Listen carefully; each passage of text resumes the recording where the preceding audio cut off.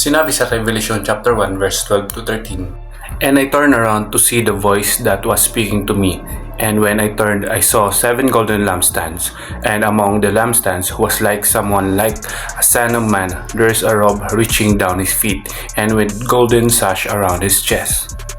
Sa mga hindi pa nakakalam, ang Book of Revelation ay isinulat ni Apostol John. At si Apostol John ay nakasama niya ang Panginoong Hesus dito sa lupa bago ito umakyat ng langit. Ngayon ang tanong, bakit sinabi niya dito sa Revelation chapter 1 verse 13 na "And among the lampstand was someone like a son of man"? Ang tinutukoy dito ay ang Panginoong Hesus na nagpakita sa kanya kahit andun na ito sa langit. Bakit parang hindi niya ito kilala kahit nakasama niya ito dito sa lupa?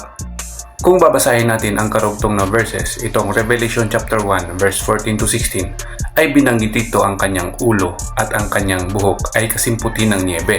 Kanyang mga mata ay gaya ng nagniningas na apoy, at ang kanyang paa ay katulad ng makinang na tanso, at ang kanyang tinig ay katulad ng ugong na maraming tubig. Siya ay may 7 bituin sa kanyang kamay at may lumabas na espada sa kanyang bibig. Kaya naman pala hindi nakilala ni Apostol John ang Panginoong Hesus kasi ibang-iba ang itsura nito nung ando na ito sa langit compare nung nandito siya sa lupa. Pero alam mo ba na may meaning ang lahat ng binanggit na salita dito sa Revelation chapter 1 verse 12 to 16? Gaya na lang itong espada na lumabas sa kanyang bibig. Hindi po ito literal na espada. Ang meaning po nito ay ang salita ng Panginoon. Ginamit lang ang salitang espada na lumabas sa kanyang bibig upang lituhin ang kaaway o si Satan. Ikaw, gusto mo bang malaman ang iba pang meaning nitong Revelation chapter 1 verse 14 to 16? Pindutin mo yung link dyan sa comment section.